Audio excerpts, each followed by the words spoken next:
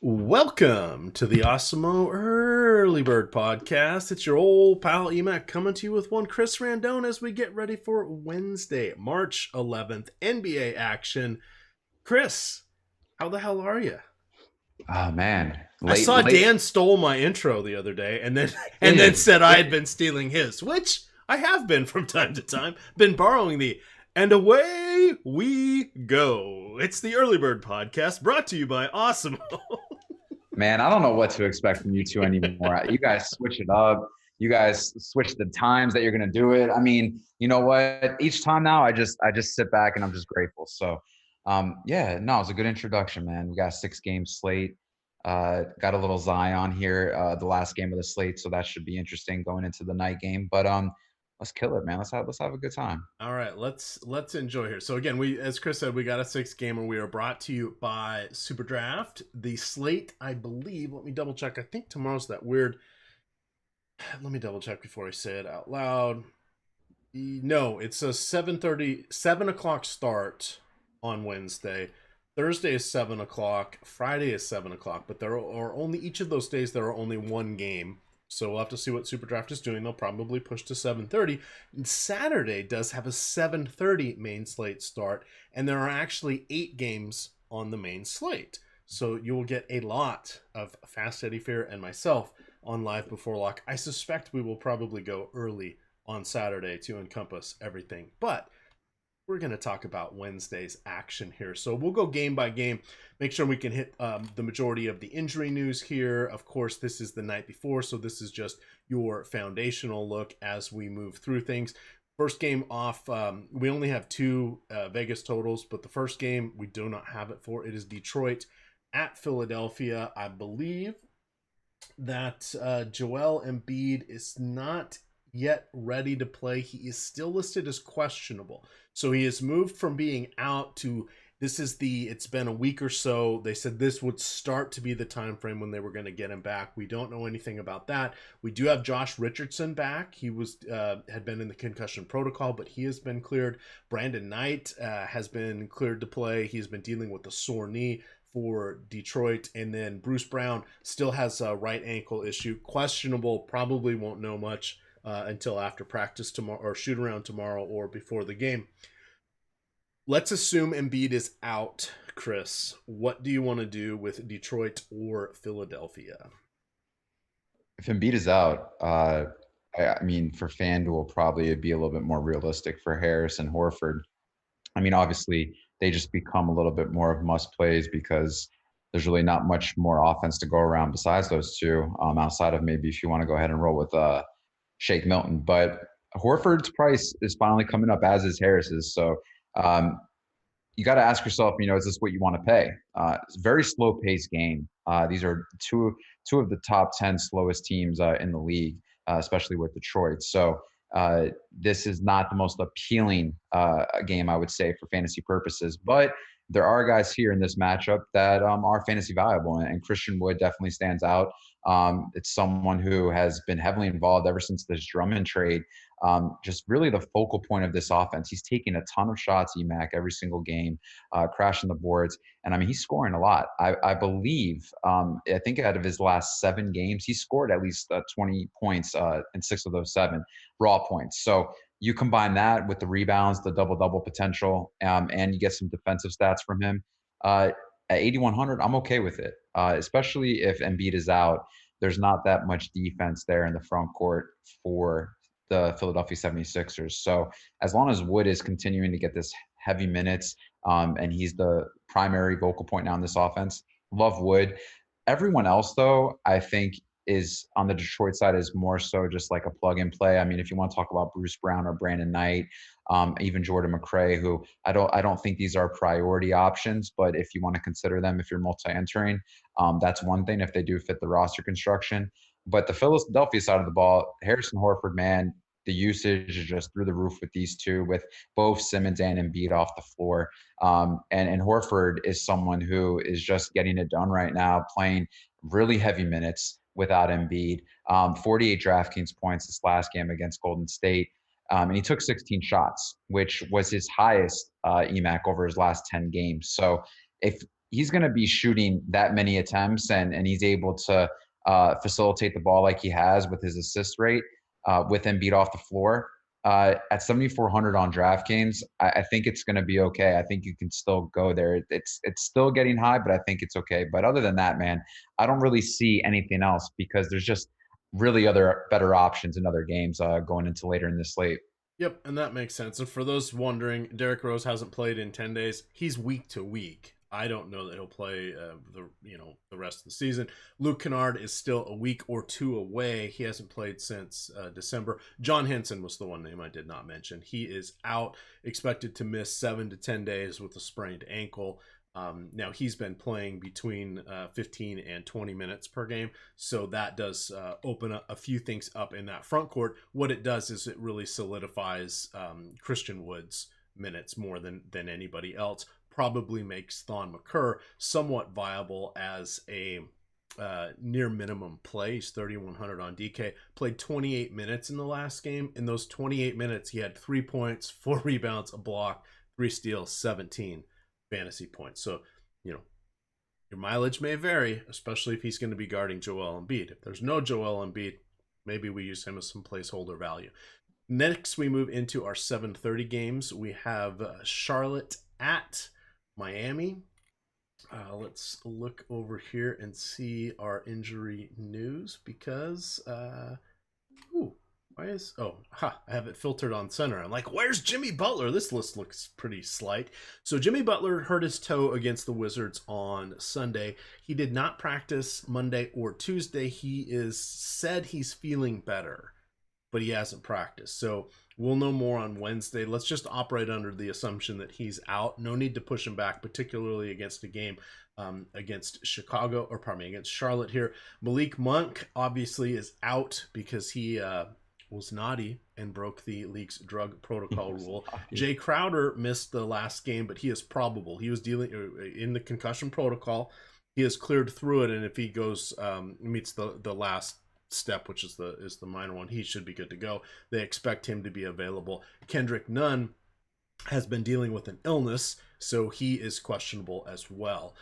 Those are the moving parts there. Tyler Hero has not played since early February, so he has been out for almost 6 weeks now, but he has been able to practice. So if he comes back, hard to expect more than 10 or 15 minutes from him.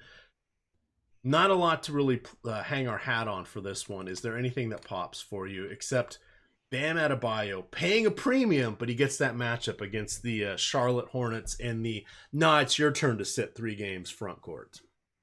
Hey, man, Bam should eat in this matchup. Charlotte's just terrible. We're paying prime rib prices. We can't be having chuck steak here. We need full Bam. Bam is like he's more than a filet mignon. I think he's Wagyu beef at this point because there we go. Hey, 9K, but I mean the way that he can just tear apart this front court, it doesn't concern me. I'm okay with the 9K price point, and I'm more than okay if ownership is down on him. I would want to invest a little bit more stock in him. I really think that he should thrive here.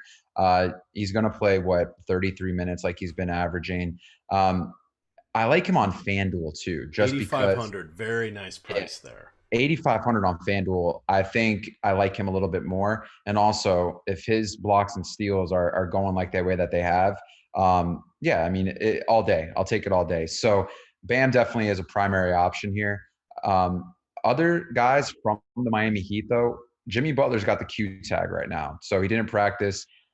If he doesn't play, maybe I would want a little bit more of maybe Dragic here, or even a little bit of Duncan Robinson, even though he is 6K on DraftKings. With Butler off the floor, he does take more shots, and if he's hitting those threes, you get that bonus on DK, which is definitely viable. And I mean, look at his last 3 games on DraftKings EMac: 34, 38, and 42, and he's just shooting tremendously from 3-point land. So I'm okay with those options. And if you want to go Olynyk, or if you want to go Nunn if he does play as fillers, I'm okay with that too. But on the Charlotte side of the ball, there's really not much that I'll be interested in. But I think I have to mention them because they seem to be somewhat noticeable here as of late. Again, is Graham and Rozier, man. Now I know they just came off a double overtime game, and so the stats are a little bit skewed. However, though, these guys, they're going to play heavy minutes. They're going to shoot a ton of shots. They're going to shoot a ton of threes. And if the assists are there, they have decent enough salaries to where that can warrant to play them on a 6-game slate. So I'm okay with them. But anyone else, I mean, Bridges, he's 5,100. He's going to give you a ton of minutes. It's not guaranteed, though, as far as the efficiency with his scoring, because it's been completely off lately, and he's been horrible from three-point land. So I would just say, proceed with caution with Miles Bridges. And one guy who is a complete disappointment in this double overtime game. Listen to this, EMac. Double overtime game. My man PJ Washington played 16 minutes. Now, I know he was in foul trouble, right? He scored 6 points in a double overtime game, 6 fantasy points in a double overtime game.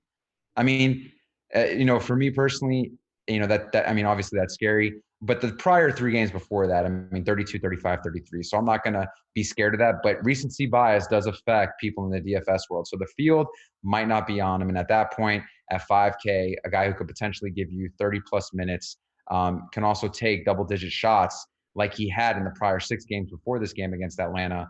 He is someone just to take in consideration. Not a primary option, but, hey, multi-entering, and he's cheap. Definitely somewhat to consider. But outside of that, man, I think that's it for this game. Yep. And then just some pricing on the guards in the event Butler's out. This will be DK, FanDuel, Yahoo. Dragic is 55, 51, and 19. Duncan Robinson, 649 on FanDuel, 18 on Yahoo. And then Kendrick Nunn, again, dealing with illness, but 48, 46, and 15. So if he's healthy, he's probably my favorite amongst those guys. On to our next one here. We've got, speaking of the double overtime game, got the other half here. It is Atlanta. They are hosting New York, who will be on the back-to-back. Couple Q tags here coming in for, at least for Atlanta. We have John Collins expected to play, but he has a sore left ankle. Kevin Huerter is dealing with a sore left groin. He is expected to play, but those are just important things to call out. Of course, DeAndre Bembry is not going to play. What is his thing? Sore abdomen. Tricky word to say. He has not played in 2 months, or almost 2 months, so no surprise there. That looks to be most of the injury news. I don't think anybody got dinged up in the game on Tuesday against the Wizards. Let's see. New York lost. Nobody played a boatload of minutes except for the guys off the bench. Starters. Elf Payton, 18 minutes. Taj Gibson, 17. That's about as normal. Maharkless, 12. Julius Randle, who had been running up and down on the Wizards the 3 previous matchups, only played 26 minutes. Bobby Revenge Portis played 27 off the bench. And Frankie Ntilikina, 30. Mitchell Robinson, 25. So Knicks gonna Knicks. Guess it doesn't matter if Fizdale is there or not. What do you like here? Because this is one of the games where we should have some fantasy goodness. 230 over under, Chris. Atlanta favored at home by 4.5.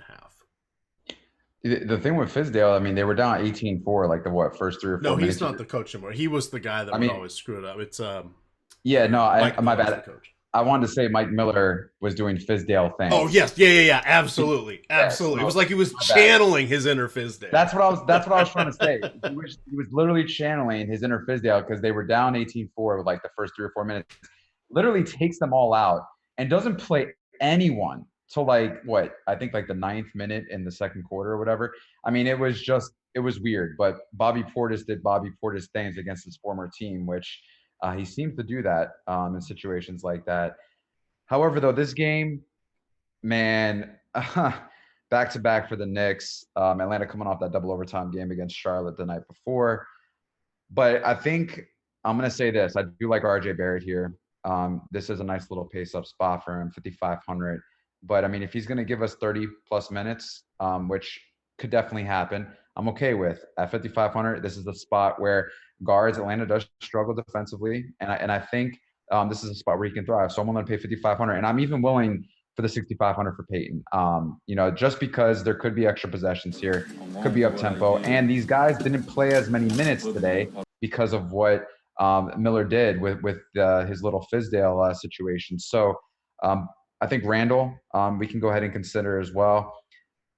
Anyone else, though, I'm not really too keen on with the Knicks. And I think it's just the same guys with Atlanta, man. Trae Young, John Collins. Now, if Kevin Herter, how do you say it? Is it Hooter or Herter? Hurt her, like please, Hurt her, please like you don't hurt hurt. her, Yeah, like like hurt please her. don't hurt her. Yep. Gotcha. Okay. So 5,500, but he might not play. I mean, he is probably. We can't trust anything lately with injuries and how these coaches are lately. So if he is out, though, I think I would say bump up Cam Reddish, bump up DeAndre Hunter. These guys become a little bit more involved in the offense, and their minutes go up as well. So, but outside of that, man, I don't know if I like this game. To be honest with you, I kind of like the Charlotte Miami game more than this game, believe it or not, considering the two situations. But yeah, man, anything else, I'm not feeling it. No, we'll see. This is a nice one where I don't know that I want to race to the guys in on either side, but I suspect I will have one or two on most of my lineups. It'll just depend on how it fits in with everything else. It does have the 230 over under. The only other total we have is New Orleans at Sacramento. That'll be the late night hammer. We'll talk about that in 3 games, but that has a 235 over under. So these are likely to be two of the highest because of course Charlotte at Miami is probably going to be about 220. Detroit at Philly is probably going to be maybe 220. And then Utah OKC is not going to be very high, and Denver at Dallas is not going to be very high. So these will be some of the more appealing games, but it's kind of hard to really pinpoint. I want that guy or I want this guy, just because of recent play, game log watching, and some uncertainty in the rotation. So we'll have to see what happens. I think they're good plays. I don't know if they're a great plays. Well, that's the part we'll have to figure out. But we've got all day to do that. Starting off at 9:30, you will get the DFS strategy show. For NBA, of course, we have an NHL show in the afternoon, and then you're going to get the deep dive with Adam and Laffy at 5 o'clock, and then live before lock, leading you up to tip off. So we've got it covered wall to wall, all the sports, all the fun. We've got PGA live before lock will be Wednesday night. That will be Jason Roslin and Ben Rasa. We do have the Players Championship coming up, and as Chris mentioned off air, it is a millie maker over there on DraftKings. Sign me up, man. I All mean, right. honestly, golf, believe it or not, golf was my second most profitable sport last year in 2019. And I was shocked to see that. I was shocked, well, because I did have a big win in golf, but that might have skewed the numbers just a tiny bit. But I mean, I did play consistently throughout the year. So golf is fun, but I will say it is probably one of the most tilting sports you can play. It NASCAR absolutely. being the worst. NASCAR, you don't really want to look at your currently winnings till there's about 2 or 3 laps left. That's it, man. Golf, it's hard because you've got 4 days, and 4 days a lot can happen. You've got the cut, but then sometimes teams with 4 of 6 will do well. If some of the key players miss the cut, and some people have some random guys that are really going off, that was kind of there were some 4 or 6 teams that were cashing this last weekend at that tournament. It's hard to tell what's going on with golf at any given time. I will say I have been playing some single day golf a little bit. I usually do that on the final day, and then I usually do it on the second day, just to have a little bit of fun. I have played golf each of the last 3 weeks. This will be my 4th week. I had taken the better part of a year off where I was playing sporadically at best, but I have gotten back into it. I really enjoy our content here at Osmo, and it's something that I like consuming. I produce a lot of content for 3 or 4 different sports here. It's fun to play the ones where I'm not producing content. Reminds me of why I got into DFS in the first place. So it's a good time for me. On to our next game. We got 2 at 8 o'clock here, Chris. We have Utah at OKC. Again, no over under in this one. We have Shea Gilgeous Alexander should be playing. He has been dealing with a sore hip. I believe he missed the last game. Let's see at his game log here. Yep, he has not played since the 6th, but is expected to play.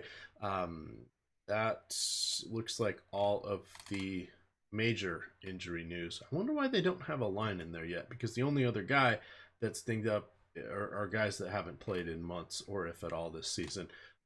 Start us off here. Let's go to the Utah side. Rudy Gobert disappointed a lot of people on Tuesday night.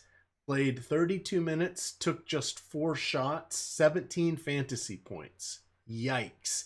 These are his field goal attempts over his last 7 games. 4, 3, 4, 8, 9, 4, 4, 5. That's not very many. Donovan Mitchell can take 3 on a single trip down the court. Yeah, I mean, I'm just gonna pass on Gobert. We have to at this point, don't we? Is Gobert a better raw player than fantasy player? He's not even getting double-digit rebounds recently. He's got 4, 12, 7, 14, 9, 9, 9, 8, 6. Now, on the season, he's a 15-13 guy, almost 15-14, which is impressive, but he has not. He has hit 14 2 of his last 10 games. He has gotten double digits in those 2, and then he got 12 in another one. Otherwise, it's been single digits. He's 5th in the league in rebounding. Yikes. I don't know what to do. I think you're right. I think it's a stay away. You see the price at 7,500. They're not phasing him out of the offense, but he's not taking any shots. Yeah, but I mean, you would have to think though, why is that happening? It can't be Conley. It can't be Conley that's taken away from him, because I mean, look what Conley did for Gasol in Memphis. I mean, that connection was just perfect. So, I mean, honestly, I just feel like maybe they're just not trusting him, or he is just maybe the 3rd or 4th option. I mean, even Bogdanovic. Bogdanovic is taking a ton of shots quite a few times over the last 5 games, 15, 18, and 19. In his last 14 games, 14, he has taken more than 10 shots once. It was 12 back on the 12th of February. That is not a good trend. Think about how Utah has played too, in the way that they were slumping, where they were horrible defensively. And also, I mean, they just take a ton of shots like outside on the perimeter. So, I mean, he's also getting boxed out. He's not getting a lot of offensive boards, which he's not getting second chance points. He's been lacking in that as well. That's down from last year. So, I mean, they're just not playing the same, man. And I think, it's okay to fade him tomorrow. I think Donovan Mitchell is the guy to go to tomorrow. I really do. And I say this because they do struggle against guards, OKC. And when Schroeder is in the game, this is a great situation for him, because Mitchell, the way the rotation works is he'll come out with the 5th minute, and then he'll come back in around like the 2nd or 1st minute left in the first quarter. Schroeder should be in by then. Schroeder will play like up until the 6th minute in the second quarter, and Schroeder can't play D. I mean, he's notorious for not being able to play D, and I think this is a spot where he can eat. Mitchell has 8 against OKC earlier in the year as well. So for me, I know a lot of people won't go to Mitchell because Mitchell hasn't done anything fantasy-wise. If we look here, what has he done in his last, I mean, 26, 33, 21, 39, 37, right? His last 5 games. And that's going to scare people. But the previous 5 games before that, he was scoring 40, 50 fantasy points. So at 7,300, I'm not sure people will go here. I think if Alexander plays, a lot of people will want to pay down 1,000 and go for the 6,300 price tag for Shai Gilgeous-Alexander. So I can see that. But I really do like Mitchell in this spot. I do like Conley in this spot. Conley at 5,500. Conley's minutes have gone up, and with really him now taking on the primary role at the point guard position, I mean, if he's going to continue to play this minutes, he hasn't been shooting well, EMac. So if he is more effective shooting, I mean, he can definitely put up 6-7 times his price point with ease. So I like both guards there. And then Chris Paul, I think, is always in consideration. He just seems to still get it done. He's shooting a lot. And for me personally, the assists are there, the rebounds are there. I mean, 48 and 51 points respectively, PK points his last 2 games. I think, Chris Paul on a 6-game slate, I'm going to definitely go there. And then, I mean, we can talk about Ingles and Bogdanovic and Royce O'Neal as guys who are cheap plays, who will play minutes, that will be involved, that I think are fillers. They're not primary options, but I think Donovan Mitchell, man, is the guy to look at here in this matchup. Yeah, I think that's a good call out. 73 on DK, 71 FanDuel, 29 on Yahoo. A little proportionally more on Yahoo, but not a bad play there. The rest of the guys, favorably priced across this game. Be a good game, as you said, for some fillers. Next game is Denver at Dallas. Let's think about this for a second. Dallas is on a back-to-back. Kristaps Porzingis pretty much does not play on back-to-backs. Kristaps Porzingis played 38 minutes on Tuesday night. Dorian Finney-Smith played 38. Tim Hardaway Jr., 37. Luka Doncic, 36. Maximilian Kleber off the bench, 31. I don't think Porzingis is going to play. We'll know more later. Tough to analyze this one, but 38 minutes and knowing they really do not intend to play him on back-to-backs, and they lost on Tuesday night, by the way, doesn't feel like he's going to be in on this one. Not sure about Doncic. So if Porzingis is out and Doncic is in, by the way, remember Doncic has a sore right wrist that is his shooting hand, then we can look to Doncic. If they're both out, that opens up all sorts of things. Seth Curry has been dinged up with an ankle. He was out on Tuesday, but if he were to make a return and one or both of those guys is out, he comes into play. Jalen Brunson is questionable with the shoulder injury. He has missed since February 22nd. We'll have to see what's going on with him. But this one is just going to be a tough one to talk about from the Dallas side.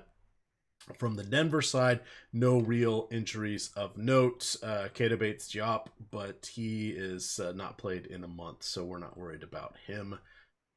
Let's just assume everybody's healthy for the. Well, we can't. Let's just assume Porzingis is out.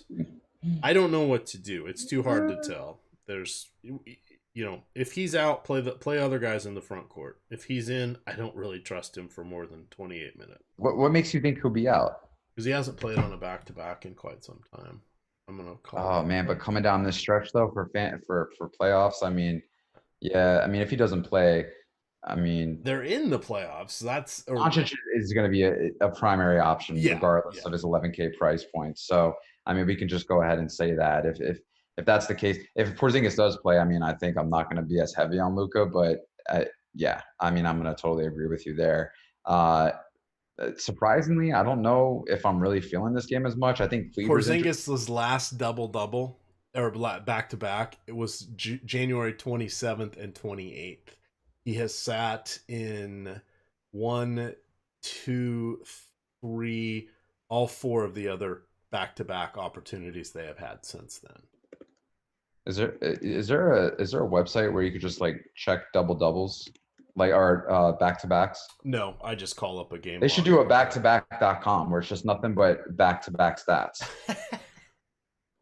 Maybe I just gave that out and I should have just did it myself without saying anything, but backtobacks.com. How could you? So he has played 4 total back-to-backs on the season, but he has not played their last 4 back-to-backs. Okay.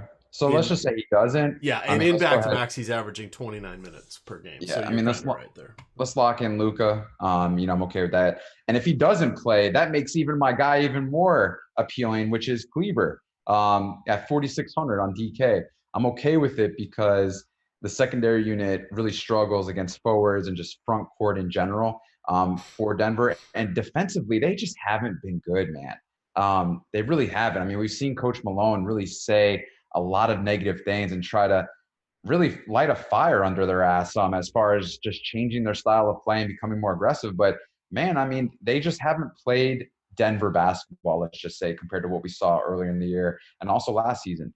But I do like Kleber here. I think this is a spot for him where he can excel. And if Porzingis is out, go ahead and write him up. On the other side of the ball, though, Jokic should do very well here, man. He has to have a comeback game. He's been not so good the last 2 games, but obviously with Powell being gone for quite some time now, Cauley-Stein also might be out of this game. That's assume Cauley-Stein's out at this point. That's been a disappointing acquisition. Yeah, but he should eat here. So Jokic, I'm definitely okay with. And then the other guys, Will Barton, 6,200. I think he's priced, pretty fairly. I'm not going to pay 7,200 for Jamal Murray on DK, and it's just not happening. But Millsap at 5,100, I think you need to really consider him. He's only going to give you 21, 22 minutes, but in that time span, he seems to really be effective and heavy on the boards as well. And there's always that double-double potential, with Millsap. But, for me, I'm okay with him there at 5,100. And Jeremy Grant, I think, is just one more guy that, coming off in the secondary unit, seems to be one of the main guys as far as offensively. in that second unit. So I'm okay with him too at 4,600. But other than that, man, this game, could be slow. And yeah, if Porzingis is out though, how many people are going to sign up on Luka at 11K? That's going to be the real question. Yeah, I think that's a good one. Jokic actually, in the 2 games he has played so far against Denver, 32 minutes, averaging 21 points, 8 rebounds, 8.5 assists, 2.5 combined blocks and steals. I do want to point out his NBA points in the last 3 games: 10, 8, and 14. That 10 against Milwaukee, when Milwaukee literally started their understudies, he did not take his second shot of the game until midway through the third quarter. Mm, No bueno. no. Hat tip to Robin Lopez, I guess. I didn't watch that game, but perhaps his defense was stifling. I don't Oh know. man. Oh man. Oh, all right. Late night hammer. It is 2.5 hours after these games tip off at 10:30 Eastern. We have New Orleans going into Sacramento. As I mentioned, 235 over under. New Orleans favored by 1.5. Let's see what we have. Obviously, Marvin Bagley still out. JJ Redick is out. Not expected back until the weekend at the earliest. We have. Is that it? It looks like that's it. All right, only 2 injuries to worry about here. Start us off with Zion. We waited this long to have dessert. Let's get the whole darn Sunday going. Dude, let's get the icing. Let's get the sprinkles. I mean, honestly, this is going to be the metropolitan type banana split where we got all different flavors. Uh, Sign me up for everything in this game. This game should be fast paced. This game should be a lot of offense. I mean, especially with the guards. Listen, mix and match them all. I mean, let's just throw this out there. I'm okay with Heel, Bogdanovich, Bazemore, Holiday, Ball. Fox. I mean, hey, just let's go all day. I mean, I'm gonna play around with all these guys with lineup construction because this is could be a great matchup for all of them. And then of course, I mean Ingram at 8K, definitely okay with it as well. But the main guy, 7,800, my man Zion. I mean, really, I know the last 3 games hasn't really been the most fantasy viable option, but this game right here, I really feel like this could be a game for him to go off. I just like this whole game, EMac. I really do. With Rashawn Holmes being back, I will say though, it does kind of scare me a little bit because defensively, Rashawn Holmes is pretty good. But I mean, I don't know if he's going to be able to contain Zion. But I mean, outside of that though, I mean, he might be on a minutes limit restriction too still. So, but I think Zion here with really no one in that front court should do some work, man. So I'm okay, and I think Derek Favors should be looked at as well. But I could say great things all day about this game. I just love everyone for some reason because every other game is just not as appealing compared to this game. And I really love the guards. So hey, fire me up. This is the game where you better have a ton of shares. It's the last game, the late game. Make sure you invest heavily in this game because I think it's going to be a big shootout. All right, and the Pelicans do not play again until Friday, so it's an island game for them. The Sacramento Kings do not play again. Ooh, did I miss them? Sacramento. I'm gonna have to actually do a search here. They don't play again until Sunday after this one. So big days off for Where are they going? They're at home, both of them. I mean, but like I mean, It's a this late in long the time. season, Each game team usually gets 2 of those like games, 2 weeks a year, or 2 weeks during the season where they have like 2 games. So this must be kind of their turn. man, it's someone's bachelor party or something. That's too long. That don't make sense. We'll see. We shall see.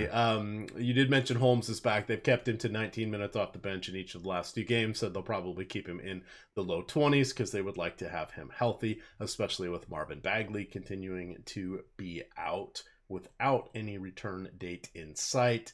Last thing to point, well, I like De'Aaron Fox. In this one, I generally like De'Aaron Fox in most matchups. He's usually a candidate to approach the 40 fantasy point plateau, which is always nice. His price is ticking up just a little bit, but as we mentioned, should be a pace up game here in general. Buddy Hield, revenge. Remember, he used to be for New Orleans, but problem is Luke Wow. Walton's getting revenge on him. He has not played more than 27 minutes in his last 10 games. Since being relegated to the bench, it's like he has an invisible limit. Every time he gets to around 24 minutes, they sit his ass down. That is it. It's no fun. His per minute production has remained about the same. It's almost 1.2 DK points per minute. He is just missing about 8 minutes per game from when he was the starter. There is Eddie and I have talked about. We seem to have been getting a lot of Sacramento Kings games on our weekend shows, so we've talked about it a few times. There was even one day 2 weekends ago where Eddie did not even rank Buddy Hield, and we had questions. Did you forget to rank Buddy Hield? And he's like, no, I can't. He's not playing more than 24 minutes. His price hasn't come down enough. So that's one where I just want to say, because I'm a huge Buddy Hield fan. I like the Kings, because I like bad basketball, I guess, and I deal with Washington Wizards, and my loyalty's up for sale since the Seattle Supersonics are not coming back anytime soon. I've been watching them a lot, and they just are no fun to watch anymore. So thank you, Luke Walton, for ruining that little last little modicum of fun I had.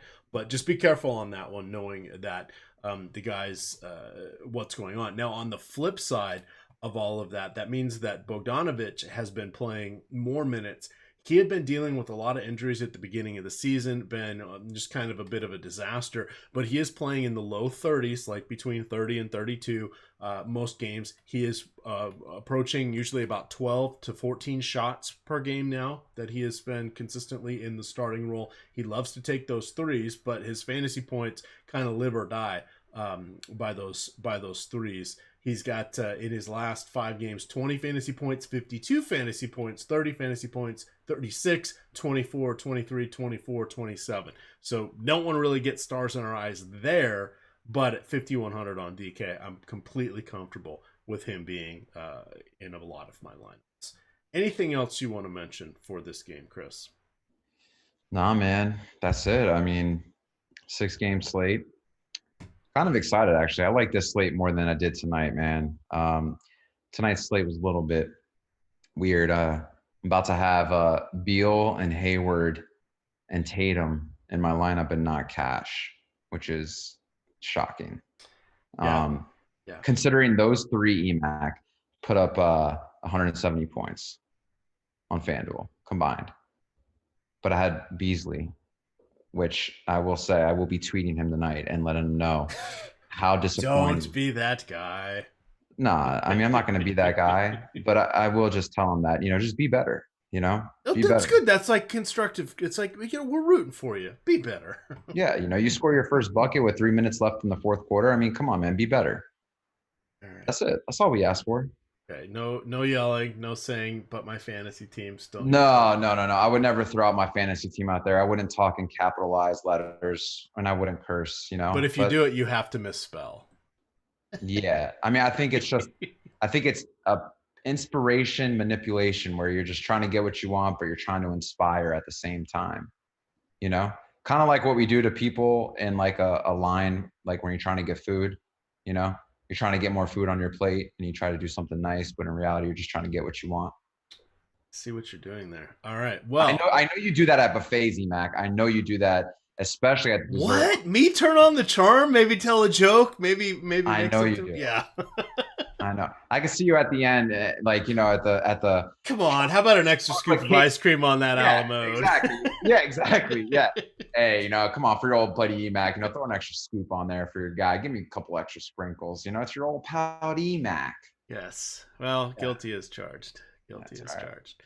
All right, gamers. With that, we're going to get on out of here. But reminder, check out SuperDraft. If you have not, we will be talking about them on tomorrow night's show. Let's just double check. SuperDraft.io is where you can find them on their website. And they are locking at 7:30 on Wednesday. So we will have the deep dive at 5, live before lock at 6, and then an extra half hour talking SuperDraft. I believe that is Josh Engelman and Fast Eddie Fierce, so you will want to tune into that. They're having the $30,000 jump shot, $12 entry fee, $6,000 to first. You'll check that out. Use the promo code OSMO when you sign up, and when you make your first deposit, if it's $100 or more, they will immediately give you $20 in Super Cash, which is their site currency and available for immediate use into any contest. With that, you can follow Chris Randone on Twitter. Wait for it. At Chris Randone. I am at EMac DFS, and it is Osimo_COM. With that, gamers, good luck.